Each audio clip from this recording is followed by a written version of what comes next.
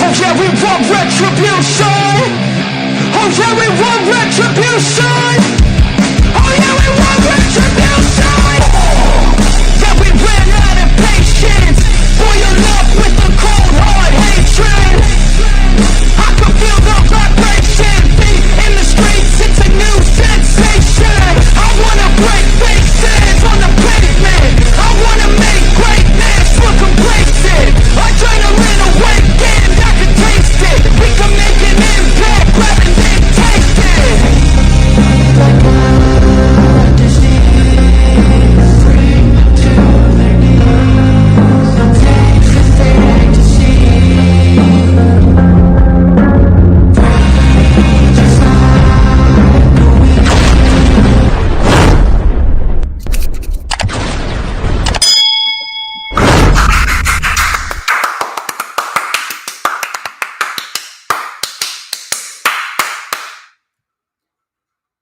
Seems to be getting hot once again, and Mother Nature is giving us one last heat wave, hopefully, before the summer ends. I'm still trying to wrap my head around the fact that it's already mid-August, if you can believe that. But we got ourselves a lot of shit to talk about, and obviously you already know that it's Saturday, and you already know what that means. Ladies and gentlemen, I am the one and only DJ Storms, and I would like to welcome each and every single one of you back here to the greatest motherfucking show on earth, as we are streaming live across 4 different platforms on 4 different accounts. And this is the official Lightning Flash update for Saturday, August 17th, 2024. And my, oh my, do we got some big news in the world of professional wrestling, including plans for Hangman Page and Swerve Strickland at All Out in Chicago. The Judgment Day could be getting a new name. Jacob Fatu is already slated to return to in-ring action next week. Daniel Garcia has still not yet signed a new deal with AEW, and he is conflicted. And AEW has announced their first United States Stadium show, which will be held on July 12th in Global Life Field in Arlington, Texas. Thank you very much to Rob King, Dee Dee, Raging Girl Gamer. All of you are fantastic. Thank you all for filing on in and spending your Saturday afternoons with me. I was out on the town once again, and I was gaining some more sponsorships. I was gaining a lot more business partnerships for the big event that is going down this October 19th, 2024. You're going to be sick of hearing it by then, but if you guys are in the tri-state area, then you guys will want to come on down to Elmwood Park, New Jersey, because for the very first time ever in 5+ years, Elmwood Park Rec Center will host a professional wrestling event brought to you by East Coast Pro Wrestling and yours truly, DJ Shizzle Dizzle. The card is stacked, people. The card is stacked. We have a tag team match on tap for the show right here, as you can see. Former 2-time Outlaw Pro Wrestling Tag Team Champions Micah and Seth Cortez, The Audacity, will fight record-setting 3-time ISPW World Tag Team Champions Vic Delicious and Hale Collins of the Now. Speaking of Vic Delicious, thoughts and prayers to Vic. He recently just lost his father. My heart goes out to you, your family, your friends, all of your acquaintances. Thoughts and prayers to you, my friend Vic. Also, thoughts and prayers out to the family, friends, and acquaintances of Alpha Anoa'i Jr. He recently passed away this week. I found out about it on Thursday after the countdown to Battle in the Borough. My thoughts and prayers and my heart goes out to everyone who knew Alpha Anoa'i Sr. directly, especially Alpha Jr. I've met Alpha Jr., super chill guy, very knowledgeable about the business, and you can tell how much he learned from his father back in the day. So thoughts and prayers go out to all of the Anoa'i family. Yet another patriarch of the legendary Anoa'i family has passed away. He's now looking down on us. Very, very proud of what his family is doing, and I can only hope that his family finds the strength to get through this difficult time. But this tag team match will be contested at Battle in the Borough. And if you guys watched the countdown to Battle in the Borough this past Thursday, the Audacity made an appearance on the show. Little faulty connection, but that still doesn't change the fact that the Audacity is still looking to prove that they are the superior tag team to the Now. Last time, the Now had to only go with one man, and that was Hale Collins. Hale Collins defended the Outlaw Tag Team titles in a handicap match because Vic was injured that night.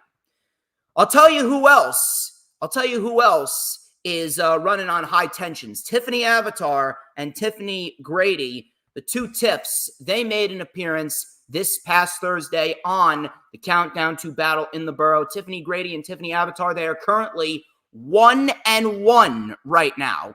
These two ladies are no stranger to one another. Tiffany Avatar, she's actually been riding a wave of momentum this year. Tiffany Grady, she gave Tiffany Avatar one of her very few losses this year, last month, and now Tiffany Grady looks to repeat history. Grady and Avatar, one more time. If you guys want to see the next chapter in this rivalry, go and get your tickets right now. And then, of course, two friends, two very proud fathers. If you guys watched the Savage Storm Wrestling Super Show last week, shout out to Savage, by the way. He's actually down in Florida with his family. Congratulations to Savage on the very successful documentary, Becoming Savage. You can go check that out on his channel. Mateo Marcelos and El Oso Blanco. These two individuals, they are friends. However, things got a little heated last week on the Savage Storm Wrestling Super Show. Blanco is claiming that Mateo changed, and he is going to have to put him in his place, knock him down a few pegs. But Mateo, he says that he needs to win this match because nothing else matters. Who will come out victorious in a battle between these two former friends and two proud fathers? You'll have to come on down to Battle in the Borough this October to find out. And the most recent match that got made official this past Thursday, I had one half of the Silk City Kings, Bulldog Pittman, on the show. Shout out to Bulldog Pittman. And Bulldog Pittman, I made a very special announcement regarding his match with the Revolver, Alex Ryman, and at what was it? The Pro Wrestling Magic event. That's right. Pro Wrestling Magic. They're hosting an event called Back from Vacation on September 28th in Ridgefield Park, New Jersey. Alex Ryman, he's been riding a wave of momentum this year. He is the current Pro Wrestling Magic World Heavyweight Champion. However, he's got to contest with El Oso Blanco. Blanco is making his way to Pro Wrestling Magic, and he will fight Ryman in the main event of the show. But that's not all. Very special implications are going into this match. I spoke with Mr. Steve Off. Shout out to Steve Off. He's the founder and the creative mind behind Pro Wrestling Magic. We had a very productive conversation, and we agreed on a very special agreement for Battle in the Borough. Whoever wins between Ryman and Blanco will advance to Battle in the Borough on October 19th, and they will bring the Pro Wrestling Magic World Heavyweight Championship to defend it against their respective opponents. So if Ryman wins, he will defend the Pro Wrestling Magic World Championship against Bulldog Pittman. But if Blanco wins, then he's going to defend the championship against his good friend and fellow partner, who he's known of 2 years now, Mateo Marcelos. So you guys are going to want to get your tickets because Battle in the Borough is shaping up to be a huge event. I will be announcing more matches as we get closer and closer to the event. But before we get into the festivities here, obviously, you got to make sure that you follow me on all platforms of social media, whether it be X, whether it be Instagram. You can follow me there at HistoryMakerDJS. For collaborations and business inquiries, please send me an email. My email is, of course, StormsTakeOver@gmail.com. Please like the official DJ Storms business page, and I may just send you an invite to join the official DJ Storms Posse group on Facebook. That is, all those links are in the description. You could check me out on Rumble. You could check me out on Facebook, as you know. And of course, you got to hit the subscribe button if you're watching on YouTube.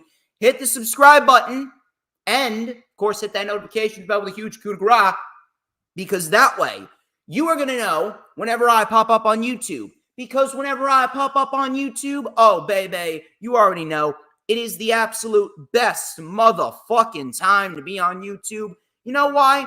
Because it is the only time that you are going to get to see this glorious sideburn chin strap combination and this beautiful mustache right here. Ain't I fucking great? Yes, I am. And of course, whenever people get their dosage of DJ Shizzle Dizzle, their lives automatically become better. It is a known fact that when I am introduced to your life, I make your life better. Hey, listen, I didn't make the rules. Yes, I did. In addition to that, I would also like to shout out some sponsorships. Plenty of good sponsorships we have received over the course of the last number of weeks. First off, I would like to shout out Vito's Pizza and Restaurant. Here is a word from yours truly about Vito's Pizza and Restaurant.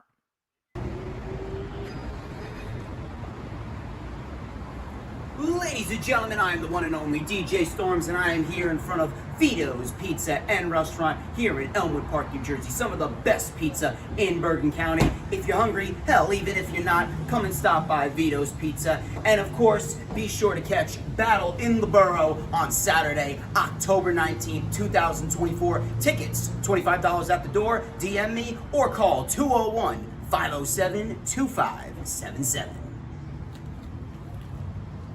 We greatly appreciate Vito's Pizza and Restaurant here in Elmwood Park, New Jersey for being an official sponsor of the DJ Storms brand and, of course, a sponsor for Battle in the Borough this October. We also got a couple more sponsorships we want to shout out. We want to shout out Toasted Bagel Deli and Cafe, which recently just opened a couple of weeks back. We would like to shout out Safa and her team over at Toasted.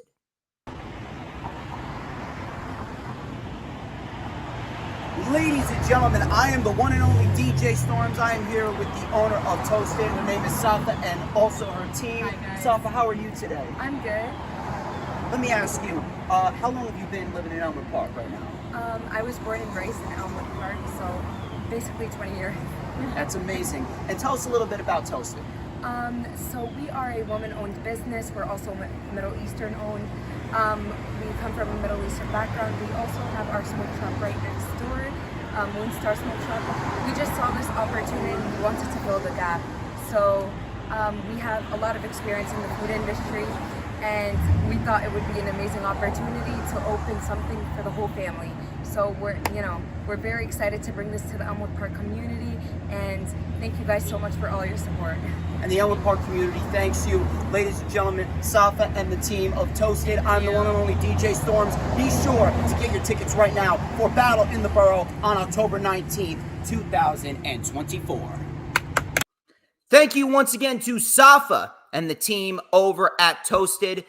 They are all fantastic, and we greatly appreciate you being one of the inaugural donations to Battle in the Borough and the DJ Storms brand. And this week, I would also like to shout out 2 new sponsorships, and you are going to hear a couple of words from yours truly. First off, we would like to shout out the Peruvian restaurant of Elmwood Park, New Jersey. That is DNN Deli here in Elmwood Park, New Jersey, right by Boulevard Bar and Grill. They got some great food, so if you guys are interested, please enjoy this little advertisement. Ladies and gentlemen, I am the one and only DJ Storms, and if you got a hankering for Peruvian food, come and visit my friend Will over at DNN Deli. Let me tell you something. They got themselves some fantastic homemade roast beef, homemade empanadas, straight out of Peru as well, so you know it is quality. Once again, that is DNN Deli here in Elmwood Park, New Jersey. And don't forget to catch Battle in the Borough, Saturday, October 19th, 2024. We would greatly like to thank Will and the entire team over at DNN Deli for sponsoring Battle in the Borough and the DJ Storms brand.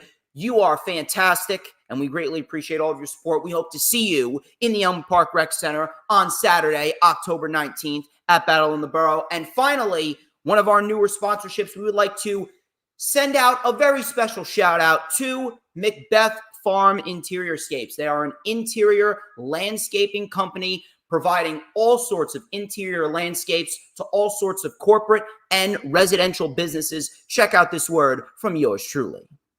Ladies and gentlemen, I am the one and only DJ Storms, and I would like to share a little bit of information with you.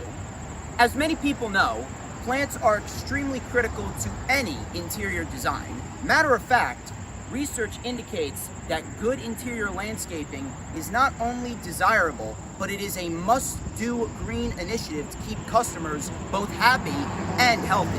Now, at Macbeth Farm Interiorscapes, they believe that plants, they do more than just occupy a corner of a lobby.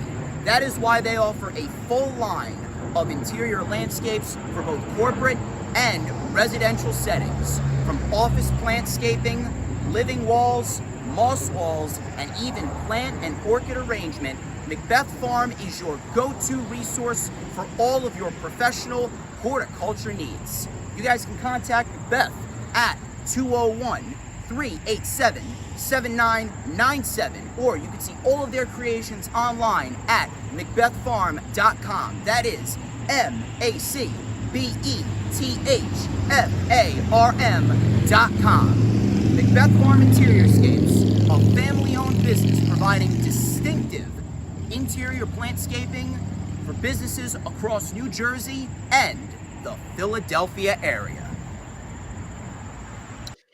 They are certainly going to be expanding quicker than anyone could ever anticipate. We would like to thank Macbeth Farm Interiorscapes for the generous donation that you gave to me and my team over at DJ Storms Productions, and we hope to see you and plenty more people on Saturday, October 19th at Battle in the Borough.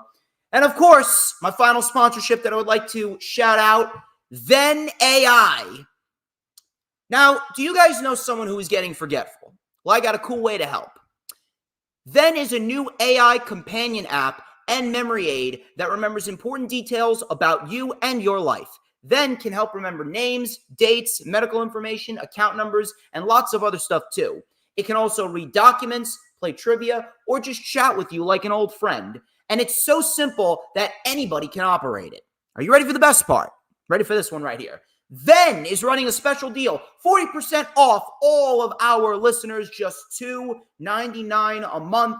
For information, please visit mythenai.com and use code DJStorms. That is mythenai.com, myvenai.com, code DJStorms. And of course, get your super chats in, get your super stickers, get your super thanks, become a member of the channel, and support me any way you possibly can. Now then, we got the advertisements and all of the self-brand promotion out of the way. We are going to get straight into the festivities here. Thank you very much to Dylan. Thank you very much to Hooligram. Thank you very much to the Final Hoss, Raging Girl Gamer, Matthew, Dee Dee, Rob King. All of you are fantastic, and I'm sure that we're going to get a nice solid crowd as we continue on talking about professional wrestling throughout the show. Let's start with the news, rumors, and reports. We got some shit to talk about. Let's talk about the Casino Gauntlet match. Now, when they first announced it, I was thinking to myself, well, why the fuck are they doing this again? Why are they doing this again? It legitimately makes no sense. However, this kind of got my wheels turning in my head, and then a report came out from Ibu. Again, I don't know how to fucking pronounce this guy's name. Ibu, however the hell you pronounce it. I'll just call him Ibu. Ibu of Wrestle Purists, he came out with an interesting report regarding a planned match for AEW All Out in Chicago on Saturday, September 7th. According to Ibu, Swerve Strickland and Hangman Adam Page is currently planned for AEW All Out in Chicago, and Fightful Select reported that the Casino Gauntlet match at All In is going to be loaded up with a lot of interesting names. We could see some international names from CMLL, maybe New Japan, maybe some UK names. Maybe we see Michael Okur. I remember Michael Okur and his lady apparently are very, very close to signing with All Elite Wrestling. You know, Will Ospreay put in a word for him over there. Maybe we see Michael Okur over at the Casino Gauntlet match at All In. Maybe he gets a little bit of an All In moment. Now, who wins? Who wins is the question. There's only one winner of the Casino Gauntlet match. It's Hangman Page. Hangman Page is the only logical winner of the Casino Gauntlet match. It would be foolish for anyone else to win that match. Hangman Page is the right guy. We need to round everything out, and we need to finish off the rivalry with Hangman and Swerve. Now, I was a little on Bryan Danielson winning the Owen Hart Cup tournament, but regardless, Bryan winning was a good call. Definitely a good call. And Bryan and Swerve is going to be a fantastic match. They're hyping it up as the final countdown. Maybe Bryan specifically did this because Bryan Danielson wants to put over Swerve Strickland and he wants to make Swerve Strickland into a star. Maybe this is Bryan Danielson's last match. Maybe this could be Bryan Danielson's last match. Maybe Brie has persuaded him to stop after this match. Maybe Bryan just wanted his moment and he wants to finish his career out just like this, and then he can go and be a dad. I don't know. Now, I will admit, Bryan winning kind of seemed like a foregone conclusion, but they have done a very good job at building the match at All In to be rather unpredictable. Then you got Darby Allin, who's got the match at Grand Slam, and the winner of the Casino Gauntlet match gets a shot at the World Championship. They seem to be setting up multiple challengers for Swerve Strickland going into the next couple months. But if Swerve and Hangman is the match at All Out, that is the correct way to go. That is absolutely the correct way to go. Swerve can beat Hangman again at All Out. Then he can go in advance and beat Darby. And then maybe at Wrestle Dream, that could be the day when Swerve loses the championship to Hangman, and they could play that up as Hangman finally getting his vengeance 1 year later at the same event that Swerve beat Hangman last year in the Climate Pledge Arena, and Swerve Strickland finally puts down Hangman Adam Page, or Hangman finally puts down Swerve, because Swerve's been putting Hangman Page down for the last year. Page puts down Swerve Strickland, and Page wins the championship and becomes the mega heel in AEW because, listen, MJF is great, but there's only so far that MJF can go as a heel before it kind of becomes repetitive. But Page as a heel, now that offers a whole new whirlwind of possibilities. So I'm hoping that we really invest in Hangman Page as a heel going forward. It seems as though that's what they're doing as we speak. And I'm hoping they continue to do that going forward because right now, this is the best that Hangman has looked since he was fighting Kenny Omega for the AEW World title back in 2021. But it's interesting. We're going to see who they line up the Casino Gauntlet match with. And Swerve and Page is the plan for AEW All Out.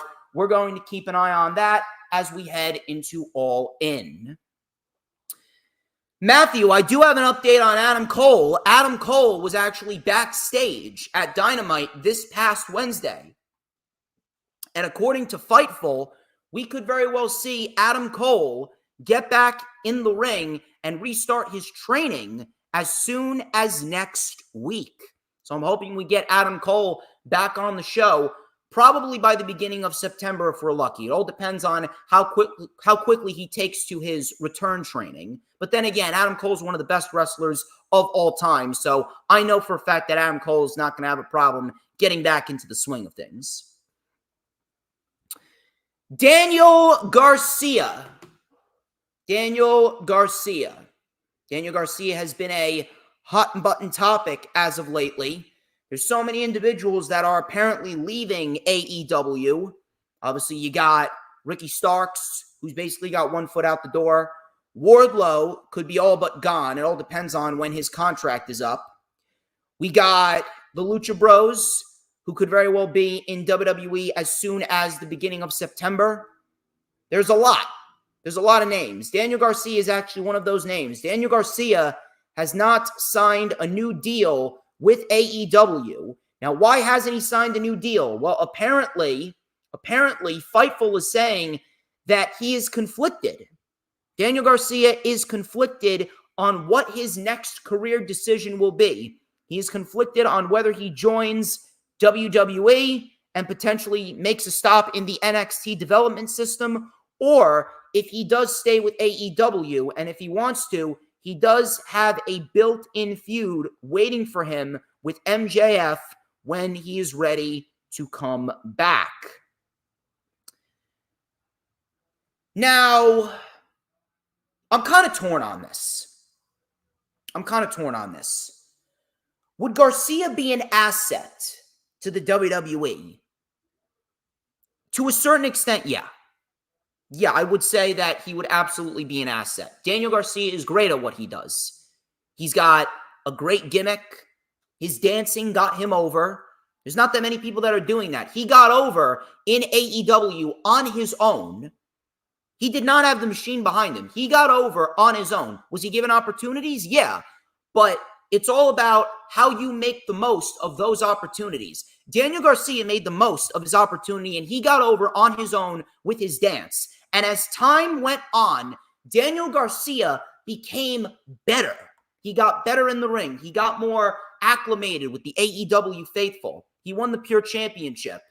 And this year, he's been featured quite heavily in a lot of high-profile matches against a lot of high-profile people. Will Ospreay, Christian Cage, Swerve Strickland, the House of Black. Daniel Garcia has been one of Tony Khan's priorities this year, and I appreciate that. However, the problem with AEW and Tony Khan is the fact that, and I've said this numerous amounts of times, I sound like a broken record, and quite frankly, I fucking hate repeating myself, but I'm going to have to. Tony Khan is doing way too much. Tony Khan is doing so much shit all at once that he is neglecting certain parts of the show. The problem with AEW right now, and you can sense the difference. You can sense the difference between 2019 and 2022. AEW had it right. Though the first 3 years of AEW, they had everything down to a T. Now, back then, they had the rankings. They had a little bit of a smaller roster. Things were a lot more fluid. You could definitely sense the long-term booking with Tony Khan and everyone that poured their effort into the AEW product during that 3-year period. But as more wrestlers came on, Tony Khan had more shit to manage. As AEW began to expand, they got more television hours. They started to do new towns, new arenas. They started to go overseas, and they sold out 81,000 people in Wembley Stadium. Fantastic event last year, and they're about to sell out 50,000 tickets this year. Now they're going to Texas next year. As more wrestlers came on, more issues arose, and Tony Khan could not keep his eyes and ears everywhere. And Tony Khan refused to delegate the responsibilities, or at least some of them, to other people. A lot of the creative aspect all revolves around Tony Khan. Then you brought on Ring of Honor, and AEW, now they cross-correlate. You can't really do that because shit becomes disorganized as fuck. The structure went downhill. And above all else, I've stated this numerous amounts of times, they do not know how to market their shows. Why does WWE sell out? It's not because of their product. It's not. I don't give a fuck what anybody says. WWE doesn't sell out because their product is good. In the last couple months, it's been good. The last couple months, WWE TV has been very solid. No one's going to take that away from them. But the road to WrestleMania and then the month of April, the first quarter of 2024, WWE TV was dog shit. The build to WrestleMania was dog shit. Completely non-existent. It was hogged up by Dwayne "The Rock" Johnson. But why did they sell out? Because they knew how to market. They knew how to market their shows. They know how to get the word out there. Tony Khan has not invested in good marketing tactics. He does not have a good marketing team to help get the word of his shows out there. And then obviously, now it's starting to take an effect on the creative process, whether it be the shows being more disorganized, whether it be the talent not getting properly showcased, whether it be so much shit being cross-correlated with with Ring of Honor and AEW TV. We need split rosters for AEW and Ring of Honor. And then they need to put certain feuds on certain shows. We should have certain feuds on Dynamite, certain feuds on Collision. So I can understand where Daniel Garcia's issue is with AEW, because Tony Khan is doing so much shit that he's obviously going to fucking forget. Hooligan, yes, I know. Every show during the build to WrestleMania was sold out. Yes, I know. I'm well aware of that. I didn't say it wasn't. I'm telling you why it was sold out. Not because the build was good. The build was dog shit. If you enjoyed it, more power to you. At the end of the day, it doesn't matter if you liked it or you didn't like it. I'm going to tell you the truth. Outside of The Rock, no one got the proper build-up. Rhea Ripley and Becky Lynch had a shit build-up. Bayley and Io had a shit build-up. Even Roman and Cody were playing second and third fiddle to Dwayne Johnson. The build to WrestleMania was objectively dog shit. But they sold out because they knew how to market. They have all these marketing teams that they send out to all of these different markets, whether they be up north, down south, in Canada, Russia, Japan, France, Italy, Cardiff, London. Doesn't matter. It doesn't matter. At the end of the day, WWE is selling out because they have great marketing. And if AEW had great marketing, they'd be selling out too. AEW was selling out back then because back then they could get away with not really marketing. They could get away with their name value and name value only. Because Vince McMahon's WWE was just so fucking bad that people automatically gravitated towards AEW anyway. That is why AEW was so successful in selling tickets back then, because WWE was so bad. They were so fucking bad that people gravitated to AEW anyway. And then Triple H came on, Nick Khan came on, and Nick Khan's a businessman. Nick Khan is a great businessman. You don't think that Nick Khan helped improve the WWE's marketing tactics? You don't think that Nick Khan bestowed some of his marketing knowledge onto Triple H? Of course he did. Of course he fucking did. So with Daniel Garcia not all that sure about re-signing with AEW, I get it, because Tony Khan is doing way too much shit that you're running the risk of Tony Khan forgetting about Daniel Garcia. Tony Khan needs to hire creative writers to help him. He doesn't have to turn over all of creative, but he needs to give some of the responsibilities to other people because he can't do everything by himself. You can't succeed without help in the world. Now, I understand his concerns there, but there's also concerns on the WWE side of things. And the reason why there's concerns on the WWE side of things is because even though WWE TV has been better, I want you guys to look at the shows overall. We've had some really good shows, but I want you guys to think, who on that roster right now, which young guys on that roster right now are being handled properly? I can only name you two. Braun Breaker, Tiffany Stratton. That's it.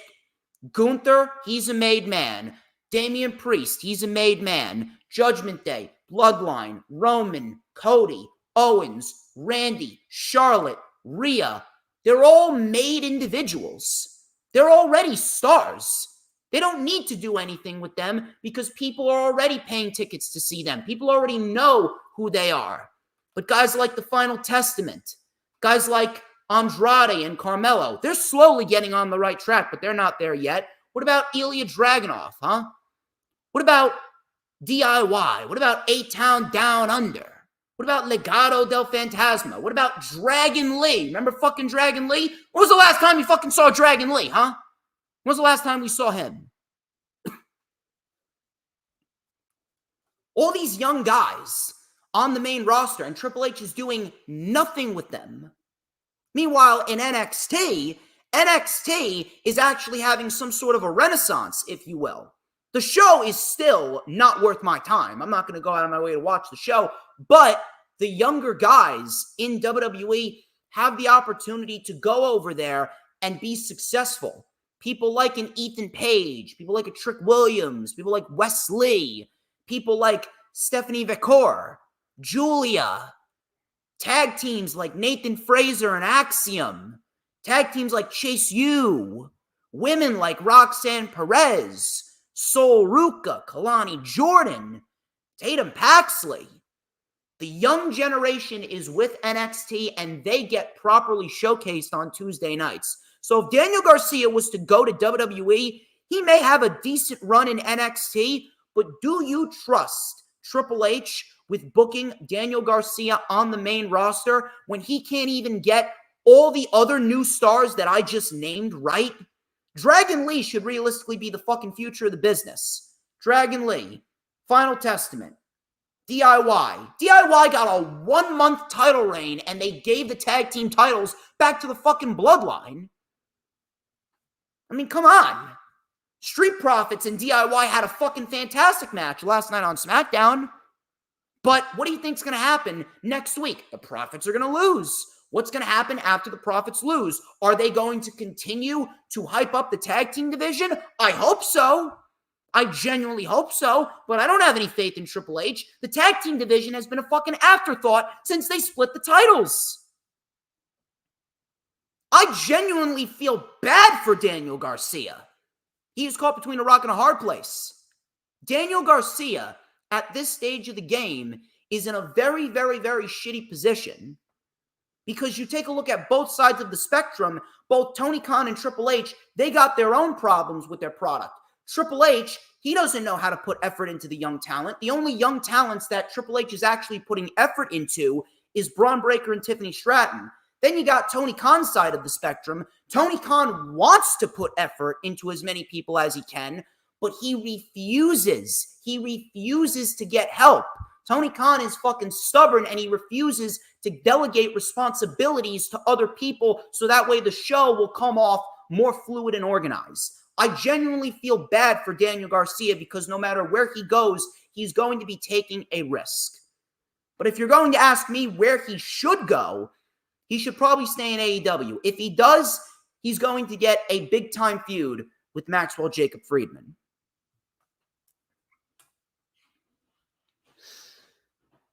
I said a lot there, I know. I said a lot there, but I've been waiting to say that all week. I've been waiting to say that all week.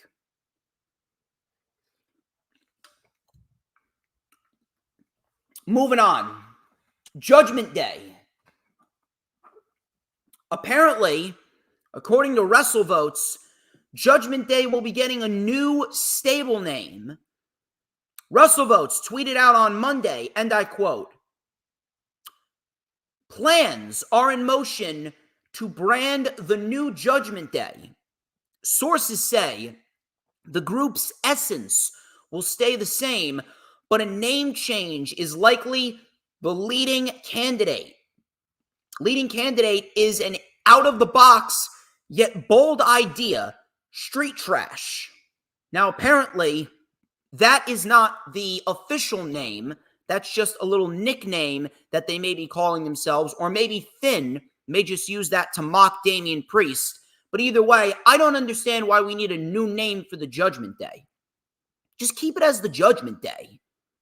It's really fucking stupid. I'm not sure who the fuck came up with this idea, but I don't understand why we need a name change. What is with WWE and these fucking name changes? Just keep the fucking name that you have. Just because you don't have Damian Priest and Rhea Ripley, that doesn't mean it still can't be the Judgment Day. The Judgment Day right now is probably the most tolerable name that they have come up with for a group like that. We don't need to experiment with any other new names.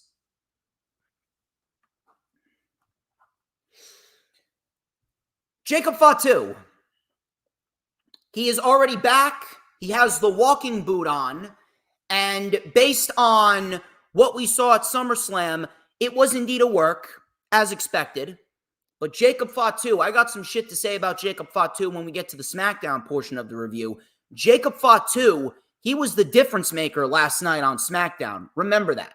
Remember that. And we're going to talk about why we should be remembering that when we get to the SmackDown review.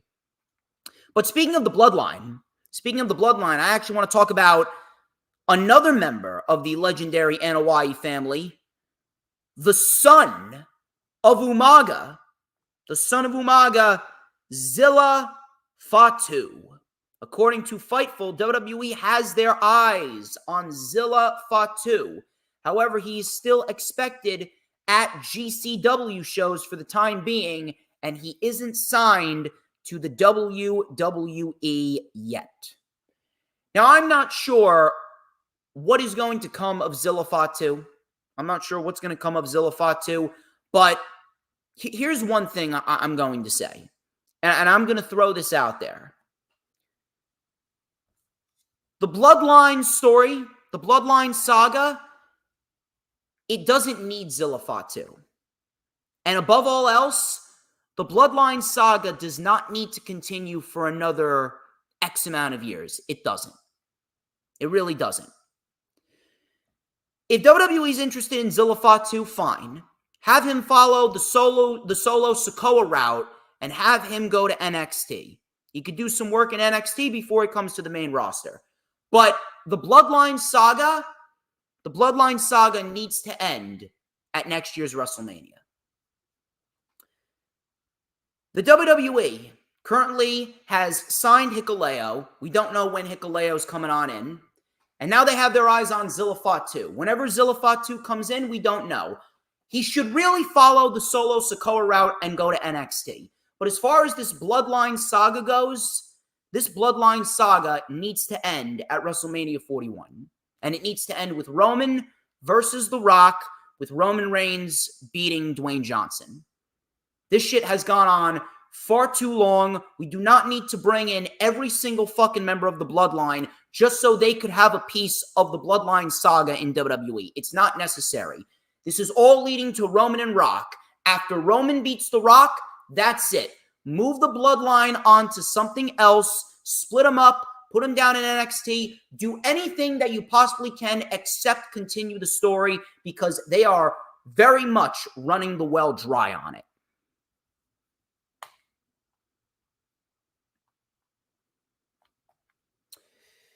Moving on here. Wrestling Observer newsletter.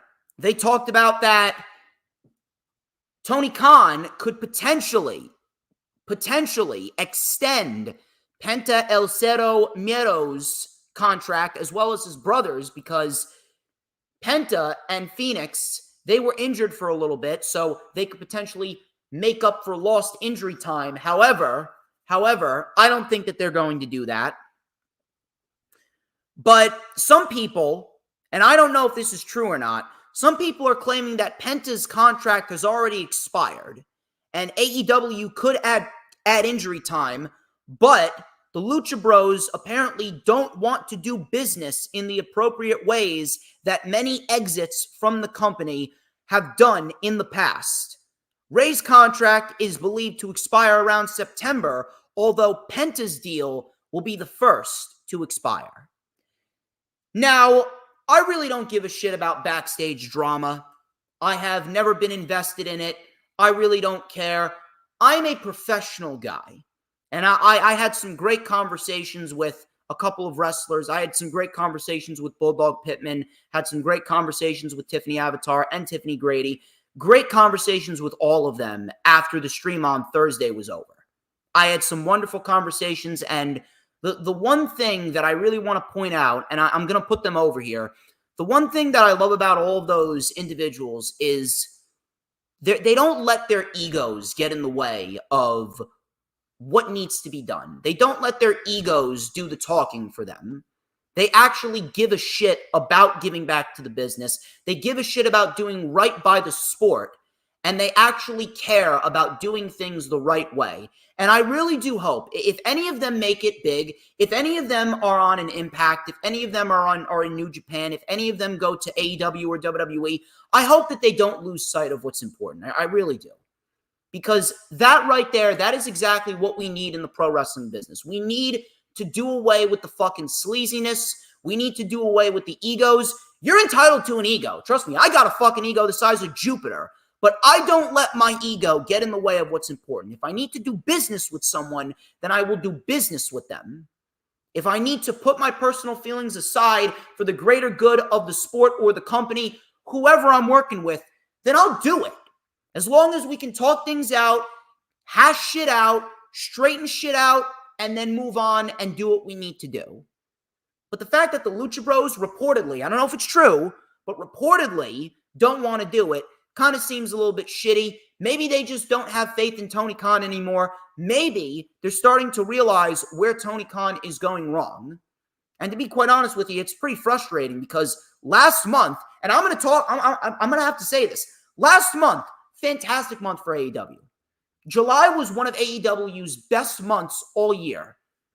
March of this year and July of this year, those 2 months, that's when AEW really peaked this year. July, those first 5 weeks in July following Forbidden Door, AEW had it right. They had it right. They were hitting all the right buttons. The build to not Forbidden Door, All In. The build to All In, great shit, down to a T. And All In this year looks better than it did last year. This year's All In looks better than it did last year, and I love it. It's a great thing. Very, very happy about it. But the problem that I have is you have 5 weeks worth of very good, very solid TV, and then these last 2 weeks feel lackluster. Last week was worse than this week. This week was decent enough, but it needs more energy. I'm sure that the show in Cardiff next week is going to be fucking awesome. I have full confidence that the show in Cardiff next week, that's going to be one hell of a fucking show. Very much looking forward to that.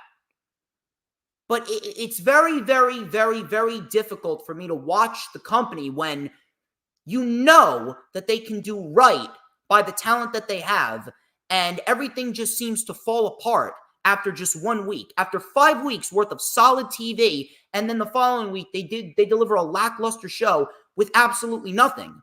Maybe the Lucha Brothers understand where Tony Khan is going wrong. The tag team division's in shambles.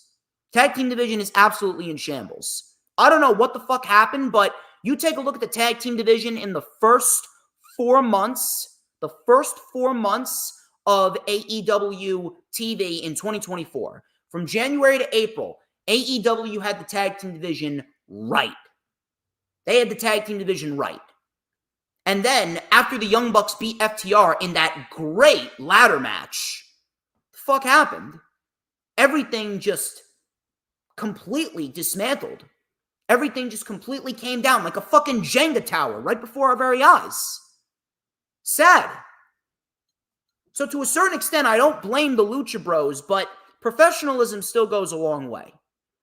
Professionalism still goes a long way.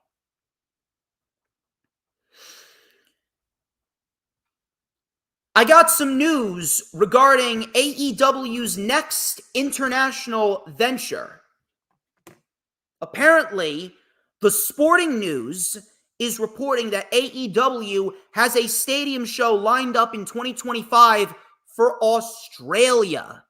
Now, I'm not sure how they're going to do this. I'm not sure what exactly they're going to do to promote it, but apparently they want to do an Australia show. And we do have a couple of stadiums. So far, there are 3 possible venues. Sydney's Allianz Stadium, Melbourne's Marvel Stadium, and Brisbane's Suncorp Stadium. Apparently, that seats somewhere around 40 to 50,000, which is about the amount of people that they sold for the All-In in London this year. Now, I don't mind that. Australia show, you can count me in. The international crowds are always great. Last year's crowd for All In was great. I'm very much looking forward to seeing how that crowd in Cardiff is. Cardiff, I remember NXT UK TakeOver Cardiff. That was fucking great. Some really good shit right there. Loved it. And I'm hoping, I'm really, really, really hoping that we could see some more shit like that. Maybe they go to Italy one year. Maybe they go to France one year. A lot of good shit. A lot of good shit, to say the least. I'm definitely looking forward to that. However, the one thing that I'm going to say, again, it all depends on how they market it. It all depends on the structure of the product and how they market it. And I will never, ever, ever shy away from that. Yes, Clash at the Castle in Cardiff, that was great. Crowd in France, awesome. Crowd in Saudi Arabia has actually been very good. The crowd in Scotland, awesome. Yeah, dude, these international crowds are great. These international crowds are awesome. So listen, if you want to go to Australia, I don't mind that. I don't mind that whatsoever. I'm just hoping that they do what they need to do in order to build up the event in Australia correctly. But I'm happy that they're expanding. But I am concerned because the more shit like this happens, the more that they expand, the busier Tony Khan becomes. And we have already seen that Tony Khan's absolute insanity when it comes to being everywhere at once. Oh, he's got to be here, he's got to be there, he's got to do the business side of things, he's got to do the marketing side of things, he's got to do the creative side of things. The fact that Tony Khan, he always wants to be everywhere, that makes me fearful that the product is not going to get back to the creative success that it had back in July when they had that great build for All In last month. Back in March, obviously throughout 2023, we had some great shit in 2023.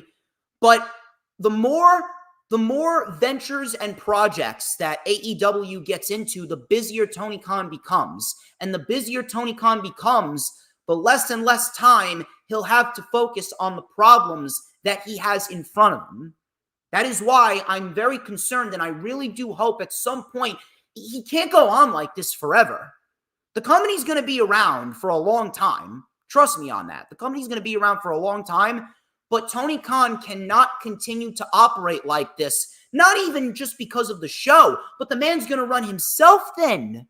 The man is going to run himself dry, and you can't do that. That's not good business. It's just not. I'm 25 years old. I don't know nothing about running a wrestling company, but I'm logical enough to know that ain't good business. It's just not.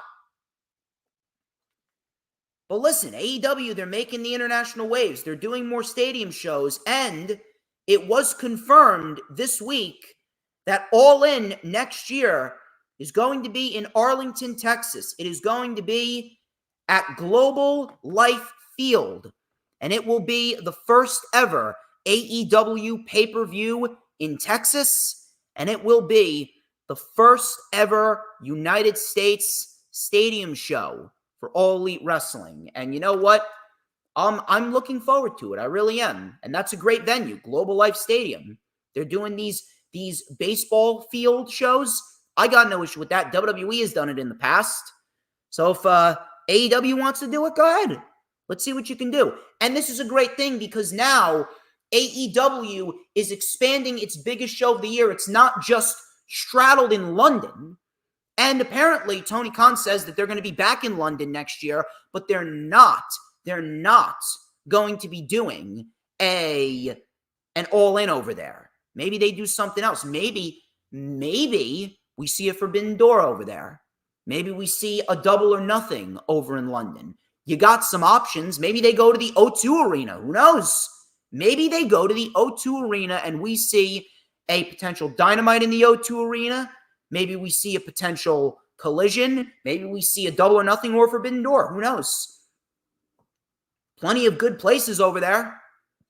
Maybe we see plenty of other individuals from the UK pro wrestling scene make their way over to that show. And yes, James Punaseca, I would make a note and get your tickets very soon. July 12th, 2025, I would go if I were you. I would go. But I'm happy that they're going to Global Life Field. It's going to be interesting. AEW has officially announced their first ever United States stadium show this year. It is going to be at Global Life Field in Arlington, Texas for All In 2025 on July 12th of next year. I'm looking forward to it. I'm very much looking forward to it, and that's a great place to start. Texas has always been a good market for AEW, and if they play their cards right, then you know what? We're going to have a pretty damn good event. And so far, I believe the setup could be for around 35,000, 40,000. That's a solid number. They've sold almost 50,000 in London this year, and no non-WWE product is doing those kinds of numbers. No matter what you think of AEW, no non-WWE company is doing those kinds of numbers. So you know what? I'm happy for them. I just hope that they get the problems fixed sooner rather than later.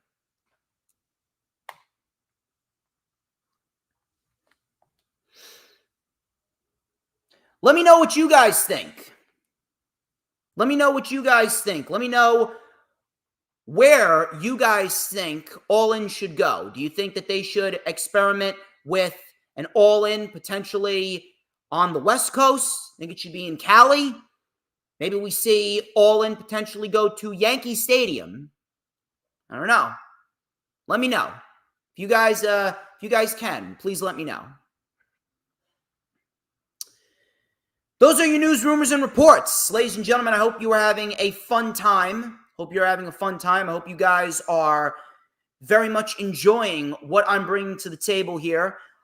We do have 4 shows to go over. We do have to go over Raw. We got to go over Dynamite, SmackDown, and Rampage. We got some stuff to talk about. Obviously, please make sure, if you have not already done so, please make sure that you hit the subscribe button, hit the like button, comment, share the stream out on all platforms of social media, and of course, hit the super chats, hit the super stickers, hit the super thanks, become a member of the channel, and be sure to get your tickets now for Battle in the Borough. We got a lot of matches announced. El Oso Blanco taking on Mateo Marcelos. 2 good friends, 2 proud fathers going at it. 2 men that have a big history with one another. Alex Ryman and Bulldog Pittman. And Ryman will be defending the Pro Wrestling Magic World Championship on Saturday, September 28th in Ridgefield Park against El Oso Blanco. Whoever wins will advance to Battle in the Borough to defend that title against their respective opponent. 2 of the best tag teams on the East Coast. It is Vic and Hale the Now taking on Micah and Seth Cortez. The Audacity. And of course, the ladies got themselves a match. It is Tiffany Grady and Tiffany Avatar. 2 ladies that are currently 1-1 this year. Who's going to win the rubber match? We will find out on Saturday, October 19th. Monday Night Raw. Let's talk about Raw for a little bit. Not a bad show. Not a bad show at all. Monday Night Raw was actually very, very solid, and they have not become complacent heading into their post-SummerSlam period, which I am very happy about. And Bash in Berlin is looking like a pretty damn good show. Rhea Ripley kicked off the show. Crowd was hyped for Rhea Ripley. She talked about what happened at SummerSlam. She felt embarrassment and heartbreak, but now she feels really pissed off. Dominic, she said, you stabbed me in the back, and you know something? You're probably used to hearing this. Your problem is it just wasn't deep enough. Hint, hint. Liv Morgan, you managed to run away with my championship, but I am Rhea Bloody Ripley. Liv came out through the crowd with Dom. Dom obviously got booed hard. Dom said, you want to know why I left you for Liv? It's because I am a man and I deserve to be treated like one. You tried to change me instead of letting me be me. A grown man calling you mommy? And he said it very sarcastically. He then said, now I got a girl that calls me daddy. And above all else, and this is what I was waiting for. I was waiting for him to say this. She did something for me that you could never do. She finally helped me beat my deadbeat dad. So Ripley said, you know something? I'm proud of you. I'm proud of everything that you can accomplish. You finally did something for yourself. But when it comes to your dad, I wanted you to beat him on your own. But you made your decision, and it is going to be the last decision that you ever make. Liv Morgan said, Dominic is a man, and he's all mine. You have nothing. The Judgment Day are now mine, and Dominic is mine, and the Women's World Championship is mine. Ripley then said, "You took everything from me." Well, not necessarily everything. You see, you left me standing, and now you're going to have to kill me in order to stop me. Damian Priest then came up from behind Dominic and Liv. We get a big brawl in the concession stands area. The brawl spills back to ringside before the Judgment Day comes out, and Damian Priest and Rhea Ripley end up standing tall. We get Damian Priest versus Carlito. Nothing crazy here. Decent little match. Pretty much a showcase match for Damian Priest. I'm glad Damian Priest got the time. I'm glad that he got the showcase. Damian Priest, he beat Carlito here. Afterwards, JD shoved Balor out of the way when the Judgment Day attacked. We had a South of Heaven on JD. Priest then caught Dom like he was hugging Rhea Ripley. Dom jumped off the top. Priest caught him in a goozle. Liv then saved Dominic from a riptide, and the Terror Twins stand tall. And it looks like we are headed down the barrel of a mixed tag team match, which has already been confirmed. Decent stuff. Decent stuff right here. If anything, I'm going to be quite honest with you. At this moment, the Judgment Day's feud with each other, the Judgment Day Civil War, is more intriguing than the Bloodline Civil War. You can quote me on that. Don't give a fuck. Bo Dallas. Bo Dallas talked about the debut of the Wyatt Six. He said something is happening and the work isn't done. Uncle Howdy was whispering. He was whispering in Bo Dallas's ear, saying the work must continue. Bo Dallas then kept on saying over and over again, "My life for you, my life for you, my life for you," over and over and over again. And that was that. What's next? What's next? I don't know. I hope that they continue to do right by the Wyatt Six. They had a great debut. The debut was very good. I'm not sure what happens now, but I really do hope that they have solid plans for him. Odyssey Jones. He had a match with a complete jobber. He ended up winning with the spinning sidewalk slam. Out came the Final Testament and Karrion Kross. You know, Karrion Kross and the Final Testament, they may be worthless, but Karrion Kross, he's very good on the microphone. He's very good at playing an asshole on the microphone. And I really do hope that WWE sees that. Whenever he speaks, he always just comes off as one of these pompous, narcissistic biker dudes. I don't know what it is. So Kross said, "Is this another day for the New Day, or just more lies and more distractions?" You see, Kofi is just using Odyssey Jones to replace Big E. I'm sorry. Austin. He was talking to Xavier Woods. Austin, show me some respect. Kofi is using Odyssey Jones to replace you. Woods then said, "Are you not tired of this? It's not going to work." Kofi, and this was great right here, Kofi took the mic from Xavier Woods. Xavier Woods clearly annoyed, and he pitched a 6-man tag team match between, and this is what he said, he called them the Final Testicle, which I found to be hilarious. It seems as though Kofi Kingston must be watching me, because I make testicle jokes all the time. He said the Final Testicle, which I laughed at. Woods was not too happy. Woods wasn't too happy. Kross ended up accepting, and Woods just kind of like went along with it. He's like, all right, fine, we'll go along with it. Now this was probably the best thing about Raw, at least for me. Again, I try and be objective here, but I'm going to throw in my own personal opinion here. This was fantastic. And you know why? Because finally, Fine-a-fucking-ly, the New Day could end up breaking up.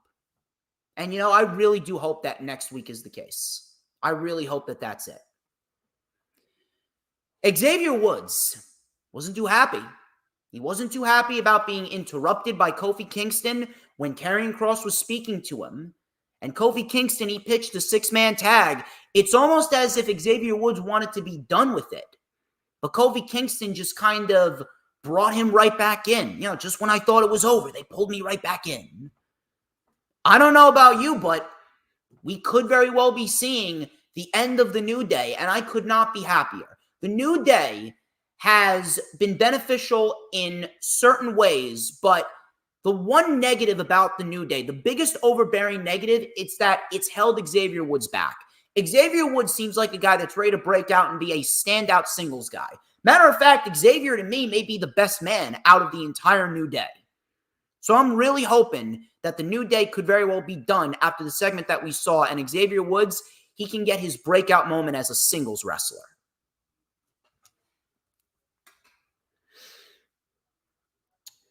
Moving on here.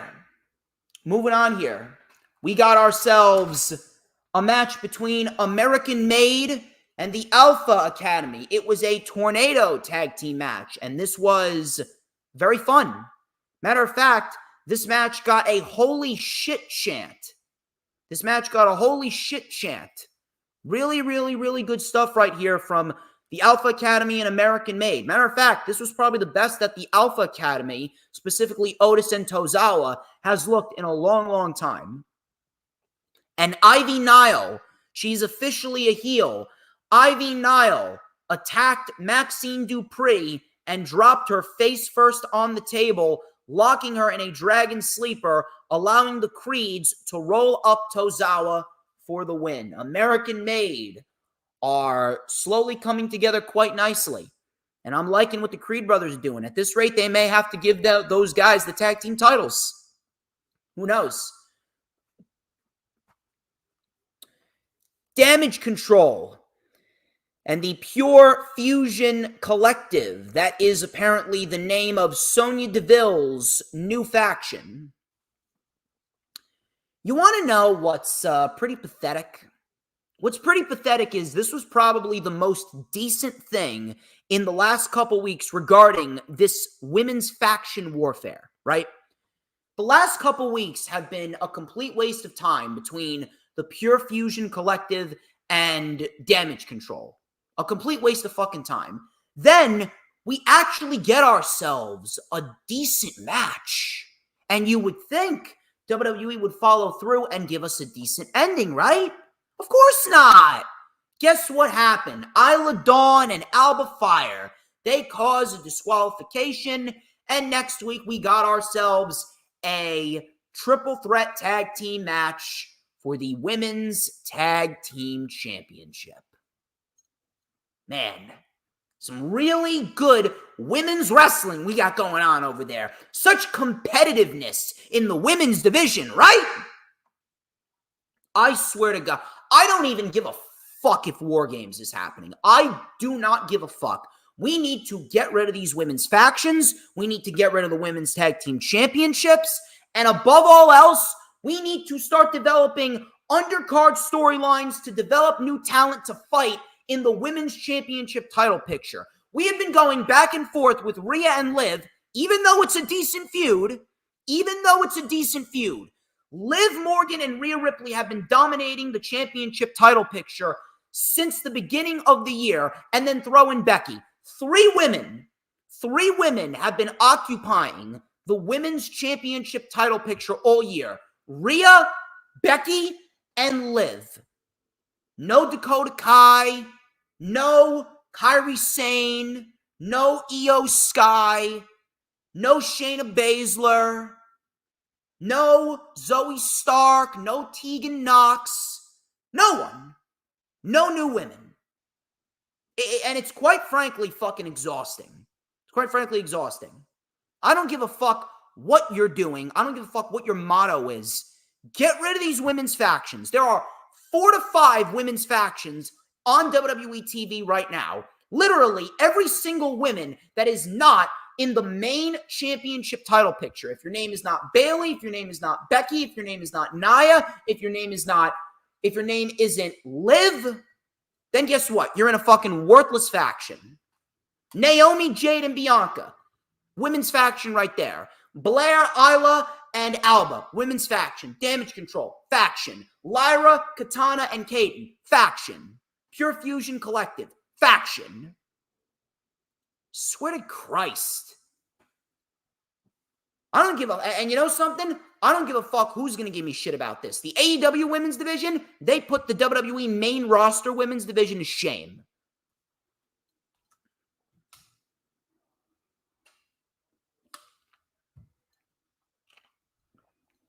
Randy Orton and Gunther, they're building themselves a pretty decent dynamic going into their feud at Bash in Berlin. So Gunther came out. Randy Orton told Gunther to take a picture because soon I'm going to beat this guy and Raw is going to be my new home. Gunther then said, Orton is one of the greatest of all time, but let's be honest, you should be the greatest of all time. Unlimited potential, and you wasted it. You see, this is my ring.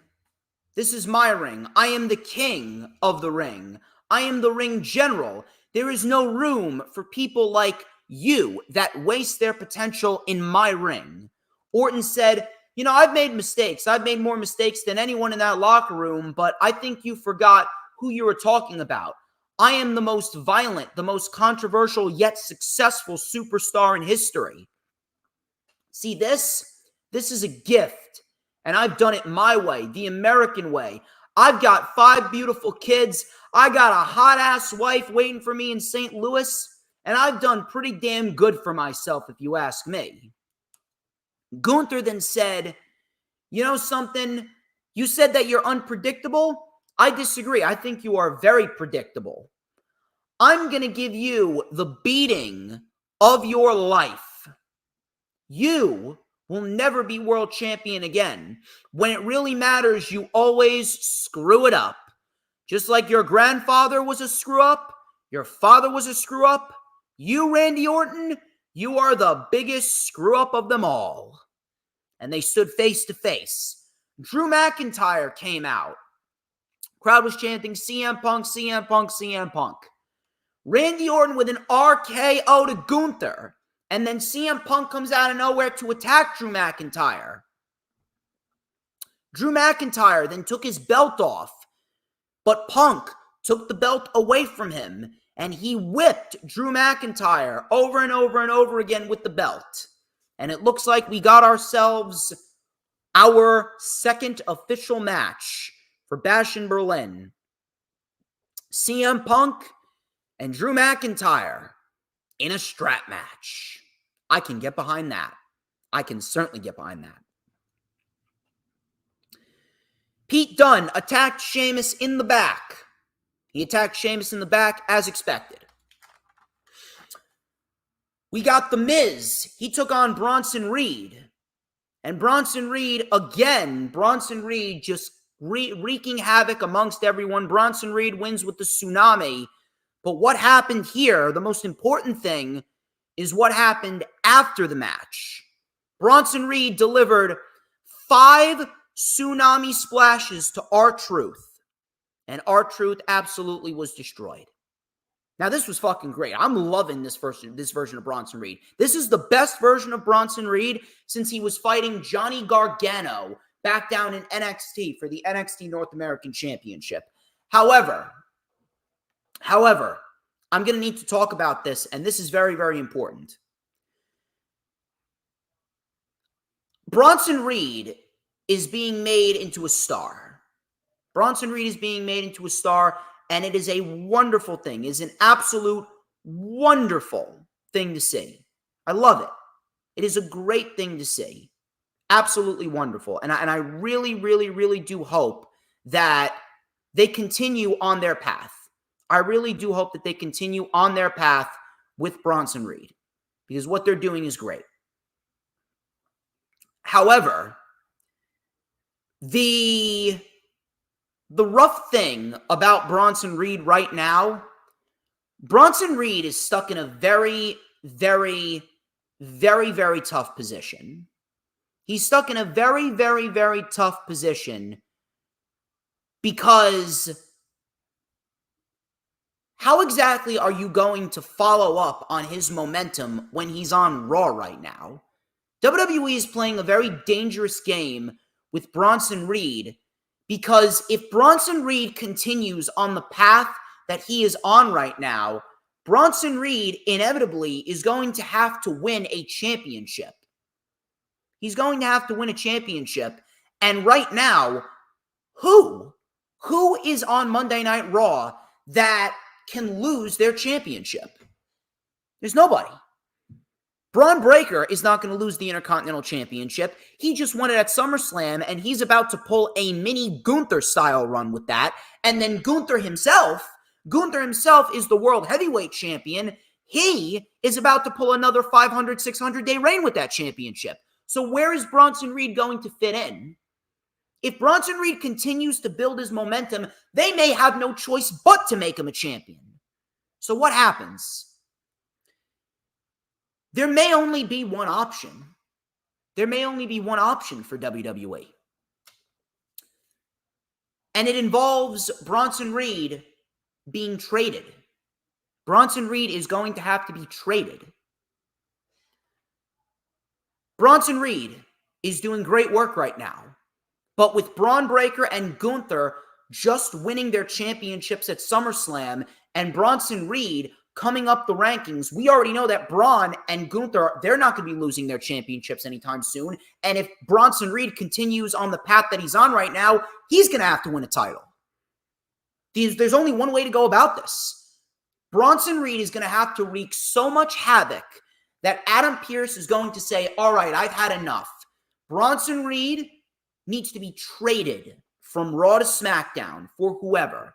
And then once he is on SmackDown, he can feud with guys like Owens. He can get a couple more wins over guys like Orton maybe. And then when the time is right, you build up Reed enough, have him gain momentum, and it results in Reed versus LA Knight at WrestleMania with Reed winning the U.S. title at WrestleMania. That is the only way that they can go about it.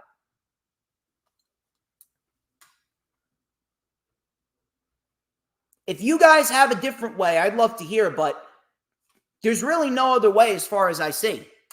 Bronson Reed's going to have to be traded. He's not winning any championships on Raw. And if he's not winning any championships on Raw, then ultimately he's going to have to be traded to SmackDown. LA Knight is probably the most expendable when it comes to his championship. Build him versus Reed for WrestleMania next year. Simple.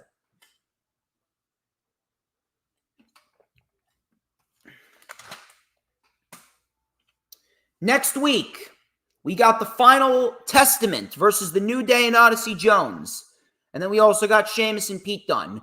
Main event was Braun Breaker and Sami Zayn 2 out of 3 falls match. This was fucking great. This was awesome. Easily, by far, their best match together. By far and away, their best wrestling match together. Awesome stuff. So, we had ourselves Sami Zayn taking the first fall. These guys went back and forth. Sami with a Tope Con Hero, wristlock tornado DDT. Sami Zayn caught with a Frankensteiner for a 2 count. Sami with a Haluva kick out of nowhere. Sami gets the first fall. Coming back from commercial, Braun Breaker with the Gorilla Press Power Slam and a Spear. 1, 2, 3. Braun Breaker evens up the falls. Sami Zayn then delivered a Sunset Flip Powerbomb from the middle rope for a 2. Braun Breaker, big belly-to-belly throw and a roll-up by Sami Zayn for a 2. Breaker with a high knee. Breaker went for a big spear, but Zayn caught him with a kick in mid-spear. Braun Breaker kicked out. Sami went up top. He went what looked like for a double axe handle or a crossbody. Sami Zayn with a spear mid-air. Braun Breaker cuts Sami Zayn in half with a spear. Braun Breaker wins 1, 2, 3. Easily, out of the 3 matches that they've had, their best match together. Sami Zayn was absolutely the perfect opponent. The perfect opponent for Braun Breaker to feud with as his first official main roster feud. And Braun Breaker, he's going to do that title well. And I'm very, very happy that even after Gunther, Triple H is still treating the Intercontinental Championship extremely well. It's a beautiful thing to see. Very, very happy about that. That was Monday Night Raw.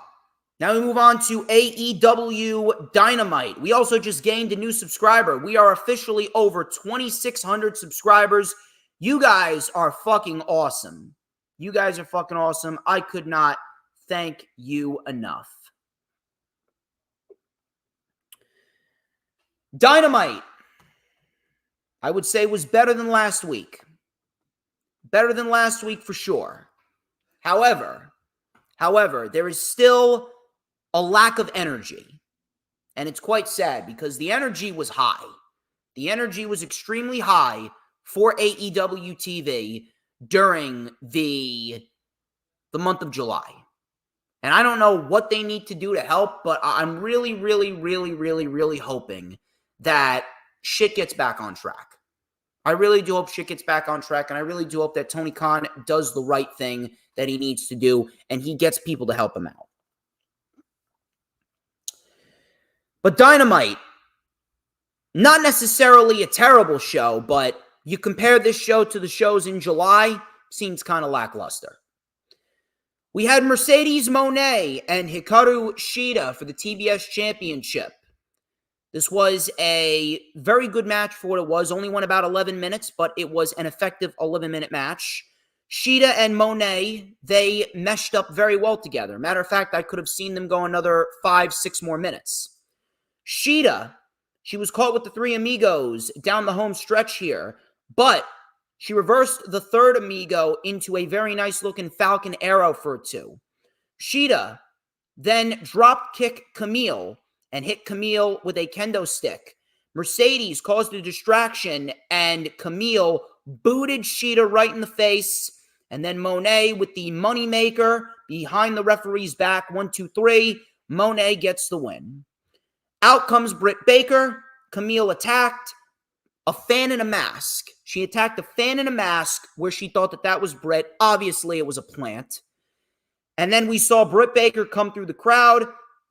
Britt Baker with the lockjaw, but Camille saves Mercedes Moné, and Britt Baker stands tall. There needs to be more dialogue. Honest to God, there needs to be more dialogue. There's not enough heat. Ever since Camille came in, I don't know what the fuck happened, but it's almost as if that suspension, I'm telling you, that suspension by Britt Baker, the fact that she went and got herself suspended like a fucking idiot, that fucked this up. That fucked this up big time. There is not enough dialogue. There's not enough zingers between Britt Baker and Mercedes. Very disappointing. Not enough heat whatsoever. Should be a great match. Should be a great match. But that doesn't mean that the build has been all that it can be.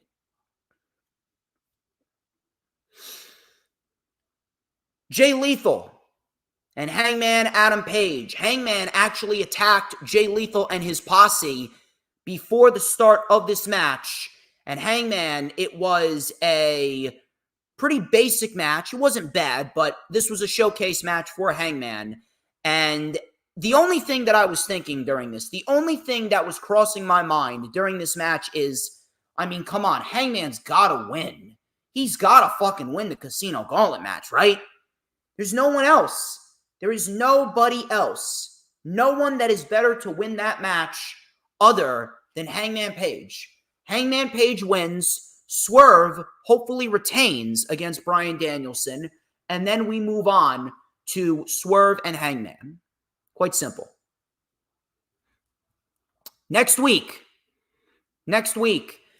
MJF and Will Ospreay will come face to face. Pac issued a challenge, and Pac has officially cashed in his international or American championship match. Pac has officially challenged the winner of Ospreay and MJF at All Out this year. At All Out, it is going to be Pac versus the winner of MJF and Will Ospreay for the American or the International Championship. So we got our first official match for AEW All Out. Darby Allin, he made his entrance. He was going to address the crowd. Out of nowhere, Jack Perry, he flew in with a knee. Perry sent Darby into the production crates in the back. Perry then hit Darby in the head with a trash can, and then he pinned Darby under a metal garage door. And then finally, we get some substance here with Jack Perry and Darby Allin. So Perry's pinned Darby underneath the garage door, and as he was being dragged away by the security, he looks into the camera and challenges Darby to a coffin match. So now we got ourselves a coffin match at All In for the TNT Championship. I can get behind that. That's certainly going to make the match better. I can't complain. Orange Cassidy, Kyle O'Reilly, and Roderick Strong. This was a triple threat match to see who was going to get the number one spot in the Casino Gauntlet match. So obviously they're trying to make the Casino Gauntlet match feel a little bit important. We get this match, and it was an excellent match. Probably the best match on the show. Excellent match right here. Cassidy ended up winning. A lot of back and forth, a lot of great near falls. Orange Cassidy ended up winning, and he won thanks to a roll-up on Kyle O'Reilly. Orange Cassidy will be at All In, and it is going to be him at the start of the Casino Gauntlet match. Claudio and Okada, they had a face-to-face. Claudio said that the Continental Championship means something to him, and he plans to make his title shot count. So Okada, he was mocking Claudio, and he said that he will still be champion after the Continental Classic this year. Good luck, bitch. So Claudio, obviously, he stayed behind, and while Okada was walking away, Claudio goes into the camera and he says he wants the G1 Climax, Okada, next week. You're going to have 99 problems, and this bitch will be number one. Now, that was pretty damn good. That I appreciate. Simple and effective. I'm looking forward to this, although, if I'm going to be quite honest with you, this should have been at All In. It really should have been at All In. Obviously, I understand you want to make the first Dynamite in Cardiff count. I do. I understand you want to make it big. I understand you want to make it count. But I mean, come on. You got All In. You're not going to have Claudio and Okada a first-time ever match on the show like that? Seems like a missed opportunity to me. Tony Schiavone, he interviewed Hook. Hook said that he wanted Jericho tonight in Norfolk, Virginia. Out comes Jericho. He came out with his branches, Big Bill and Brian Keith. He called Hook a stupid son of a bitch. He says, you want to fight me here? Well, you aren't going to get a fight here. He said, my time is better spent at Wembley Stadium.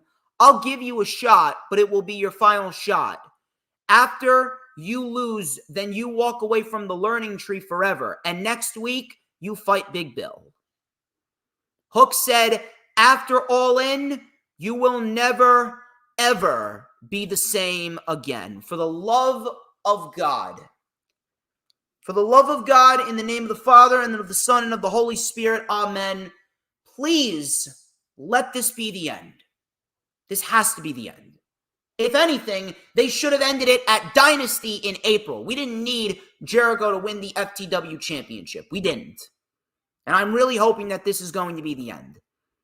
Hook and Jericho, the feud has done nothing for either of them. The feud has done nothing for AEW TV. They have done nothing to make the shows better. We've had a couple of decent moments here and there with the learning tree, but from an overall perspective, the learning tree is a failure.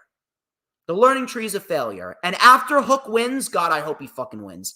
After Hook wins, Jericho needs a vacation. Jericho needs to take a vacation. He needs to be away from AEW TV for a little bit. He needs to go away for a little bit. Jericho is just not hitting like he usually does. He needs to go away. Young Bucks and the Acclaimed. AEW World Tag Team Championships. This was very good for what it was, but it ultimately ended in a DQ. Now, I hate these DQ endings, and it's a sad reality, but a DQ was probably the best way to end it with FTR getting involved. And that's exactly what happened. FTR got involved, caused a DQ. We got ourselves a number one contenders match tonight on Collision. This is the last Collision show in the Esports Stadium. The last Collision show in the Esports Stadium before they move on. And next week, they're going to be in Cardiff for Collision.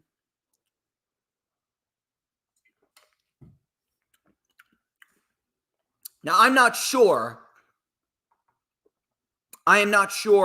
how they're going to play shit out, but the best way to go is a double DQ or a double countout, something along those lines. That is the best way to go. That's the best way to go because we do not need another FTR versus Young Bucks match. We've already seen 4. And then on top of that, the Acclaimed, even though the Acclaimed have looked pretty decent in recent months, I will say, the Acclaimed have looked pretty decent in recent months. That still doesn't change the fact that the Acclaimed, they are not ready to be in that position yet. They are not all-in tag team championship wrestlers, so to speak. Their momentum has quieted down. So the best option is a triple threat match. That is the best way to go about it. It needs to be a triple threat match, and we need to see FTR and the Acclaimed get the shot. Whoever wins, wins. But that is the best way to go. That's the best way to make it as innovative and creative as possible.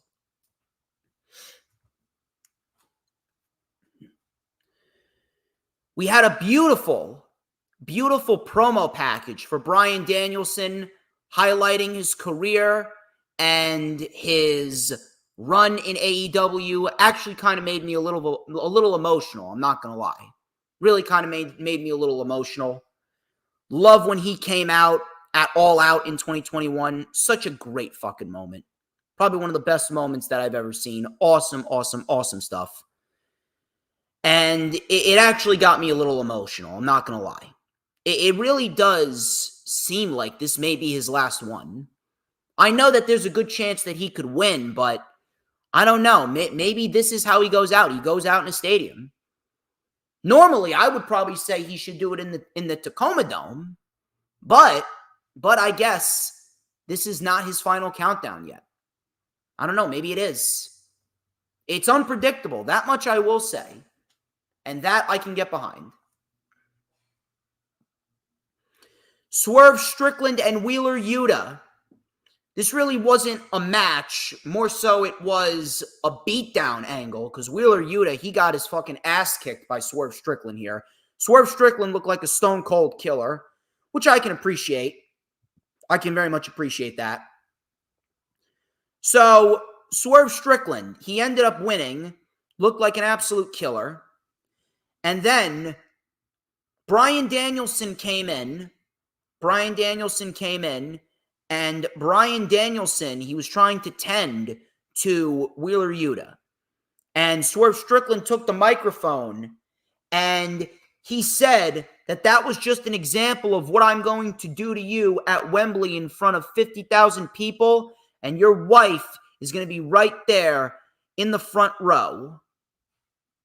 And your daughter is going to be there, and I will free you. I will free you from this pro wrestling prison, and I will force you to retire after I cripple you. So after Swerve said that Bryan was tending to Wheeler Yuta and Swerve Strickland with a house call, and Swerve Strickland ends up standing tall. Swerve Strickland ends up standing tall, and Swerve Strickland raises the championship up high. Now, I'm going based off of Pro Wrestling 101 here. If Swerve Strickland stood tall this week, that means that Bryan Danielson, more likely than not, is going to stand tall next week. And if that's the case, you know what? I'm not going to sit here and complain about that. I'm not going to sit here and complain. That's actually the best route to go. That's actually the best route to go. Because if Bryan stands tall on the show next Wednesday, that means Swerve Strickland's retaining. And Swerve Strickland retaining would probably be the best beneficial result for him, because if Swerve is the guy to retire Bryan Danielson, then that right there is going to be a huge notch on his belt. If Swerve retires Danielson, Swerve may very well go down as one of the better AEW world champions. Swerve's been killing it. Swerve's been killing it as of lately. And I really, really, really do hope that we see Swerve Strickland retain. And I'm sure a lot of people here will agree with me. Not a bad show, but there is a lack of energy. And I really do hope that they correct that coming out of the Cardiff show this coming Wednesday. I almost said this past Wednesday. I hope that they correct that coming out of the Cardiff show this coming Wednesday on TBS. Hope you guys are having a good time. We got two more things. We got two more things to discuss. We got two more things to dissect in depth. We're going to talk about SmackDown and we're going to talk about Rampage. Hope you guys are having a good time. Thank you very much to Mick. Thank you very much to Mick.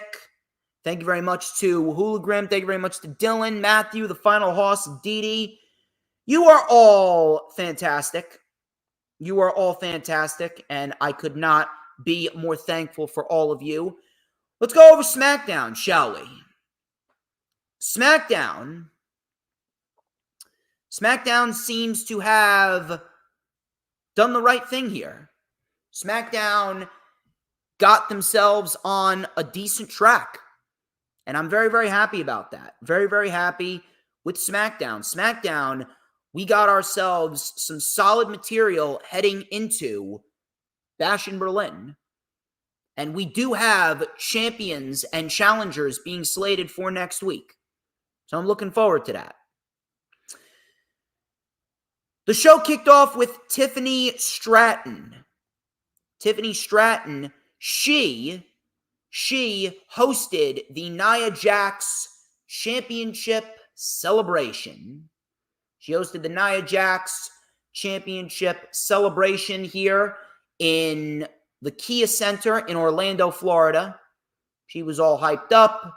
Pretty Deadly was out there, and Nia Jax came out on a throne, waving to the people. Nia Jax came into the ring. She said that, pink isn't really my style, but I'll tell you what is my style, causing destruction. I did exactly what I said I was going to do, and I beat Bayley to win the championship. She said that everyone is going to bow down to her, and that starts with you. Bow down to your queen, said Nia. So Tiffany Stratton said, I will, but first, let's have Pretty Deadly sing a song. So Pretty Deadly sang their song, Corny as Shit, before Michin came out, and she whipped Pretty Deadly with the kendo stick over and over, and she inevitably got herself a women's championship match because she calmly asked Nick Aldis for a championship match, because that's all it takes to get a championship match in WWE nowadays. Not a good start. Not a good start. Thankfully, this was probably one of the only downsides to SmackDown. This was probably one of the only downsides to SmackDown. If anything, SmackDown was probably the best show of the week. Thank God we got this out of the way. This was a Vince McMahon-esque segment if I've ever fucking seen one. And I swear to God, I don't know who approved this, but they need to be fucking fired immediately. And then you got Michin. Can I ask y'all a question? Why exactly should I be taking Michin seriously? Oh, because she asked Nick Aldis for a match with Nia for the championship? You see, people, Michin would be a hell of a lot more of an exciting opponent for Nia if she was, I don't know, how about you build her up properly? How about you have her win some fucking matches? How about you institute a fucking ranking system so that way we can get a competitive women's division? Or am I just talking out of my ass? Swear to God. But yeah, we're supposed to take Michin seriously against Nia Jax, right? Andrade and Carmelo Hayes, part 3. This was a great match. Great match here between these two, and it resulted in a win by Carmelo. I am not going to be live tonight. Unfortunately, I am not. I'm going to be relaxing. I'm just going to be watching Collision straight up. I'm not going to be taking any notes. I need a rest. I was out on the town earlier today getting sponsorships for the Battle in the Borough show. Nick, if you're in the New Jersey area, come on down to the Battle in the Borough show. You'll like it. If you want tickets, just DM me. But we get ourselves a very good match here between Andrade and Carmelo Hayes, and it resulted in Carmelo Hayes getting the win. Carmelo needed this. Carmelo needed this win. He got this win.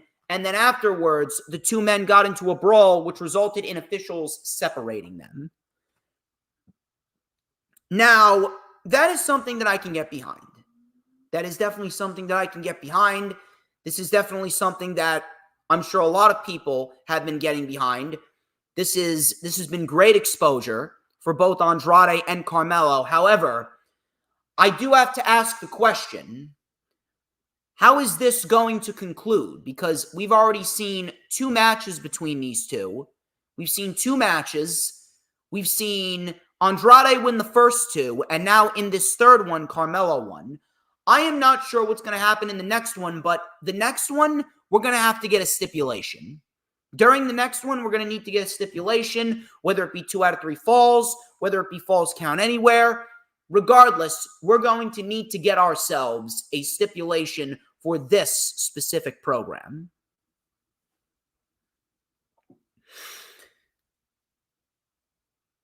Blair Davenport, she fought Naomi, and holy shit, Blair Davenport, she got a win. Blair Davenport got a win. About fucking time. She should have been involved in the women's Money in the Bank ladder match, just so you know. Just so you know. Blair Davenport finally got a win. Grayson Waller, he took on Kevin Owens. This went pretty quick, but it was fun. It was fun for what it was. Kevin Owens ended up getting the win here with the pop-up powerbomb, and afterwards, A-Town Down Under attacked, resulting in Cody coming out and saving Kevin Owens. Kevin Owens then held the championship, but ultimately gave it back to Cody. So here's what I will say. If we're looking down the barrel of this version of Kevin Owens, if this Kevin Owens goes to Bash in Berlin, we could see Cody's best match as champion. And that I'm very much looking forward to.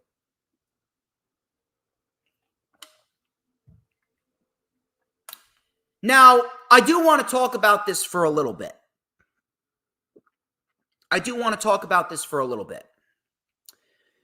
Cody Rhodes seems to have been a topic of discussion in the IWC, right? We got ourselves some people saying that Cody Rhodes is boring as world champion. Cody Rhodes is a failure as world champion. I see everyone throwing their 2 cents in there. I figured that I'd talk about this and give you the truth of the matter. Because when you watch DJ Storms, You look for truth. You look for facts. That's why people watch me. I am the wisest of them all when it comes to wrestling. You want wisdom? You watch me. Is Cody Rhodes a failure as the world champion? Is he a failure? The answer is no. Cody Rhodes is not a failure. I don't know why people are coming out and saying that Cody Rhodes is a failure. I really don't. What exactly are you basing it off of? You take a look at what Cody Rhodes has done. He has put on excellent matches. He has delivered very good promos, no matter who he is fighting. And every opponent that he's fought has actually come out looking better than they did going into the match. Now, I understand that there has been a lack of excitement around Cody's title reign. And that right there is a much better term to use when we're talking about Cody.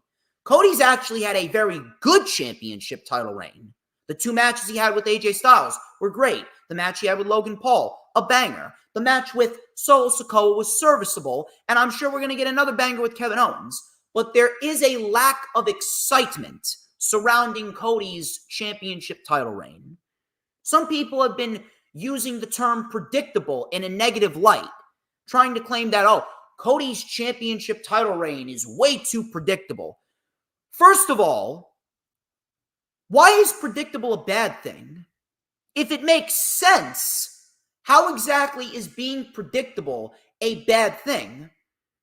Look at what happened with AEW Dynasty. AEW Dynasty this year was perhaps the most predictable show all year. Was that a bad show? Did that put a damper on the show? Of course not. We all knew that Swerve Strickland was going to win the championship from Samoa Joe. That still doesn't take away from how good of a moment it was. What about Jack Perry joining up with the Young Bucks? That was a pretty damn good moment. It's a great moment. What about Cody's inevitable title win over Roman Reigns at WrestleMania? That was predictable, but it was still a good moment. It wasn't as big of a moment as it could have been, but it was still a good moment. Predictable is not bad. On top of that, I don't think people really understand where they are in life.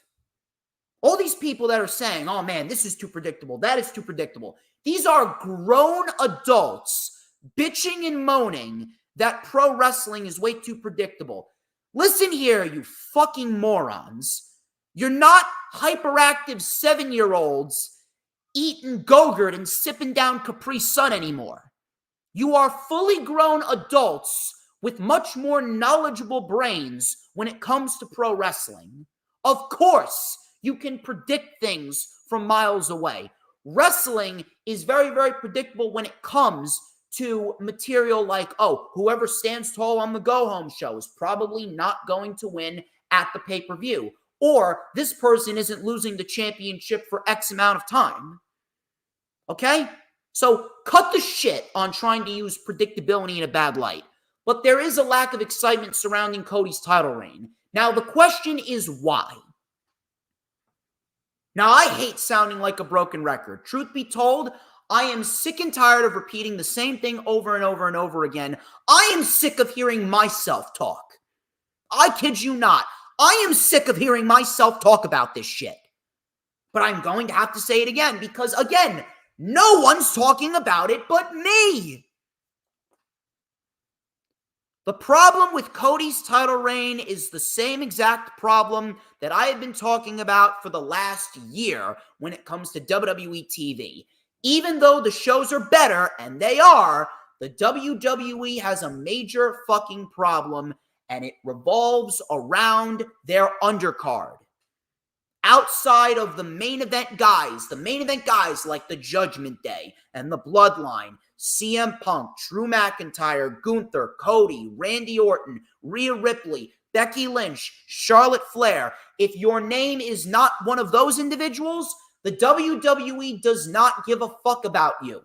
The WWE, no matter who is running it, whether it be Vince, Bruce, Triple H, Stephanie, Shane, it doesn't matter. The WWE revolves around a select handful of individuals and they neglect everyone else. The Final Testament, DIY, Carmelo Hayes, Ilya Dragunov, Andrade, people like the Street Profits, people like Tegan Knox, Dakota Kai, Kiana James, all of these fucking tag teams, the New Catch Republic, Pete Dunne. Bronson Reed is just starting to break out right now. Bronson Reed is just starting to gain some momentum behind him. And the problem with WWE's booking strategies, the problem when you only put effort into those main guys, whoever you put up against your champions ultimately is not going to be looked at as credible. Look at Cody's opponents over the course of the last 5 months. AJ Styles. Love AJ Styles, but he's been a glorified fucking jobber for the last 2.5 years. All of a sudden, he wins 2 matches, and we're supposed to take him seriously against Cody Rhodes. We're supposed to think that he has a chance of beating Cody for the championship? Of course not. What about Logan Paul? Logan Paul, he's a part-timer, and he was the United States champion at the time. You're not going to have Cody take the title off of a part-timer just to have them put the title on another part-timer in Logan Paul, and Logan Paul's the United States champion, so he is not going to be winning the championship, at least not the world championship. He already had a feud penciled in with LA Knight going into SummerSlam. Paul wasn't beating Cody Rhodes. Then you got Solo Sikoa. They at least tried a little bit with Solo Sikoa. They tried a little bit with Solo Sikoa, but ultimately Solo wasn't ready. They're actually booking Solo Sikoa ass backwards. Solo should have fought Roman at SummerSlam, and then Cody should have fought Orton. And then after Cody and Solo beat their respective opponents, then you could have experimented with Solo going after Cody. But Solo wasn't ready for that spot, and he's still not ready. Maybe he'll be ready after he beats Roman Reigns. Who knows? But Solo wasn't ready. It was a serviceable main event, but he wasn't ready for that spot against Cody. So of course it was predictable. No one thought that Solo was going to beat Cody. The story was Roman coming back and getting revenge on Solo for taking Roman's title of being the tribal chief. Now you got Kevin Owens. All just because Kevin Owens did Cody a solid and helped him with the bloodline. All because Kevin Owens got a measly victory over Grayson Waller on SmackDown. Now we're supposed to take Kevin Owens seriously against Cody Rhodes? It doesn't work that way. The problem with WWE TV, the biggest problem revolves around the rest of the roster that isn't in the main event spotlight. The amount of roster members that aren't doing these crazy-ass meet and greets at Fan Fanatics.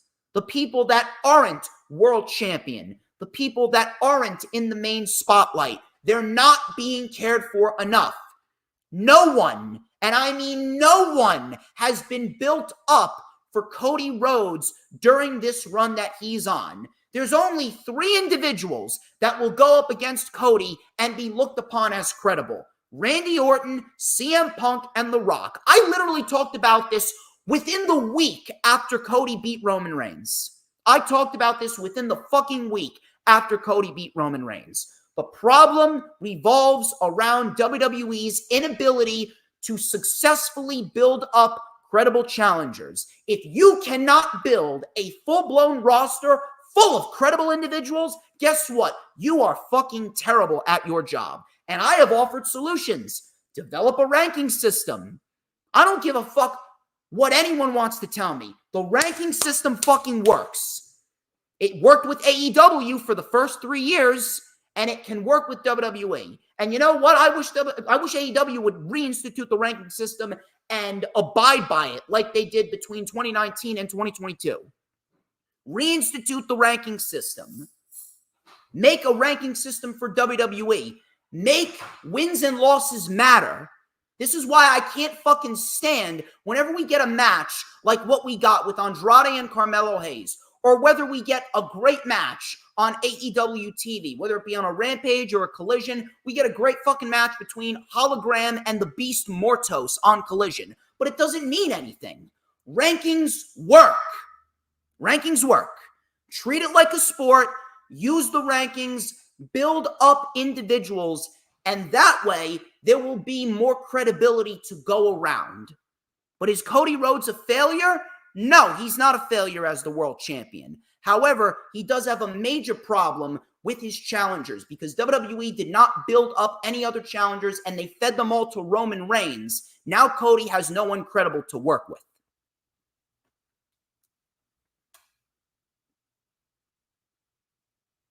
And it's quite frankly frustrating. It really is. Moving on. LA Knight. He came out to address the crowd. He did his usual shtick. Let me talk to you. He talked about Santos Escobar trying to get his goon squad back to what they were, to not forget who they are. But next week, you're going to forget who you are. I don't have the time to worry about some cross-eyed halfwit. Next week, this trash will put you on your ass and still United States champion with everybody saying, LA Knight, yeah. And that was LA Knight's promo. I'm actually looking forward to that match. I'm actually very much looking forward to that match. LA Knight and Santos Escobar, they actually work very well together. They worked very well together the last time that I saw them. So if my calculations are correct, we could be in for a pretty damn good match. We could be in for a pretty damn good match next week. And I'm very much hoping that we do see a big time, and I mean a big time first title defense for LA Knight. Keep on building LA Knight up. Keep on building him up. Keep on giving him big time, credible challengers. And ultimately, it's going to work out. It's going to work out. So far, LA Knight's U.S. title reign, it's working out pretty nicely. It's working out pretty nicely. I can't wait to see that title defense next week.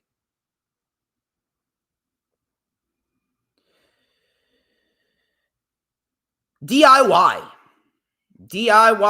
and the Street Profits. DIY and the Street Profits, one hell of a match. This was one hell of a fucking match. Could not be prouder of what these two teams did. Now, I'm not sure if this is the first step. I'm not sure if this is the first step towards potentially getting the tag team division back on track. But I really do hope that this is at least part of a plan.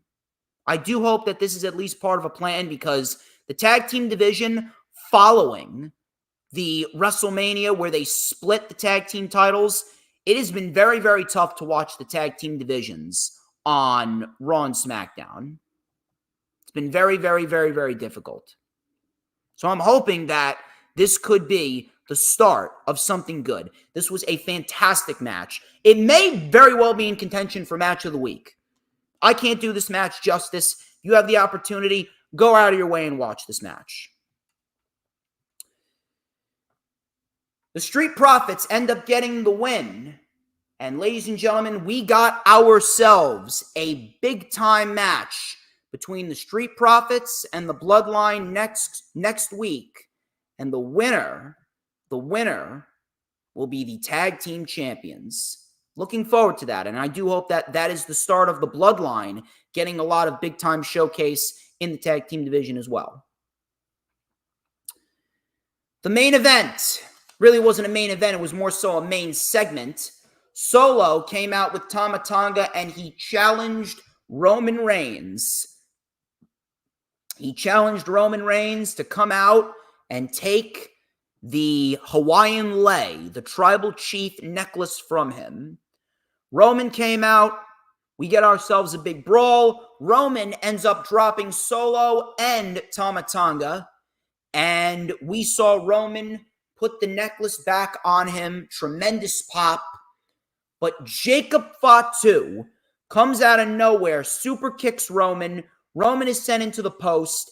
Hip attack on the money by Jacob Fatu. And we get a triple powerbomb through the announce table. Now, I want you guys to pay attention to this. Jacob Fatu was the difference maker here. It wasn't Solo, wasn't Tamatanga, wasn't Tongaloa. Jacob Fatu was the difference maker. Remember that. Jacob Fatu being the difference maker tells you everything you need to know. Jacob Fatu has a lot of big superstar potential. He's got something about him, and WWE, you could tell that they got big plans for him. Jacob Fatu was left as the only member of the bloodline on SmackDown that single-handedly turned the tide against Roman Reigns after Roman put the Tribal Chief necklace back on. It wasn't Solo that got the upper hand. It was Jacob Fatu. That tells you all you need to know. Jacob Fatu is going to be a fucking megastar on SmackDown in the near future. After the Bloodline lose the Tag Team Championship, I am telling you right now, we are going to be in the midst of one hell of a run for Jacob Fatu. We could very well see Jacob Fatu versus Roman Reigns. Matter of fact, I hope we see that. And when we see that, I am telling you, everyone is going to be exposed to what Jacob Fatu can really do. If you had any doubts about Jacob Fatu, just you wait. After what happened on SmackDown, the WWE, they got some big plans for him.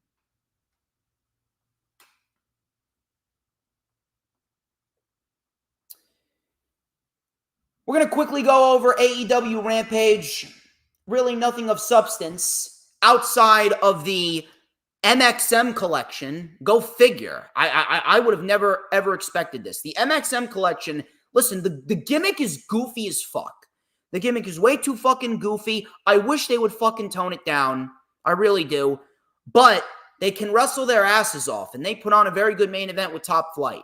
Top Flight won the match, which I'm very happy about. We need to get Top Flight in the tag team title hunt. There's no better time to make Top Flight the tag team champions than right now. Really. The Conglomeration, they defeated the Butcher and the Outrunners. Nyla Rose defeated Erica Lee. Saraya and Harley Cameron, they had a promo where Saraya talked about not being on Wembley this year. And next week in Cardiff, it's going to be Toni Storm and Saraya for the AEW Women's World Championship. And the winner goes on to All In. Kip Sabian and Nick Wayne. Nick Wayne ended up winning that match. Roosh and Kyle Fletcher beat a couple of jobbers. And then in the main event, the MXM collection. They took the L over Top Flight. Top Flight got the win. I'm actually liking Layla Gray as the new flight attendant. I can definitely get behind that. Layla Gray in a flight attendant outfit. That is A-okay, if you ask me. Top Flight ended up getting the win here. Very happy that they did. We need to get Top Flight in a position where they're fighting for the tag team titles. It's about time. It's about time that Top Flight, they are fighting for the tag team titles, and we get Top Flight back in a top-tier position on AEW TV. And if not AEW TV, then Ring of Honor TV. Ladies and gentlemen, we are clocking in at just over 2 hours and 6 minutes, and that is all that I got for you. You guys are great. I greatly appreciate each and every single one of you. Very, very pleased that you guys are in my corner, and I'm very, very, very, very, very appreciative of you. I'm very, very appreciative of everyone. You guys have definitely made me what I am today, and I hope to see some of you at the Battle in the Burrow show, that's for sure. Ladies and gentlemen, that has been the Lightning Flash update. Do not forget to like, comment, and subscribe. Check out all the links in the description. Get your tickets now for Battle in the Burrow. You can DM me, serious inquiries only. You can call 201-507-2577, or you can get your tickets out the door. You can send in your super chats, send in your super stickers, send in your super thanks. Clocking in at a solid 31 people in the chat this week. And until next time, ladies and gents, I am the one and only DJ Storms, and this has been the Lightning Flash update. But before we get out of here, obviously a very important question that all must answer. People, who runs the IWC? Actually, it's a trick question. I will tell you who runs the IWC. It is who but DJ motherfucking Storms. And don't you ever forget it. Retribution! Oh yeah, we want retribution! Oh yeah, we want retribution! Oh yeah, we want retribution!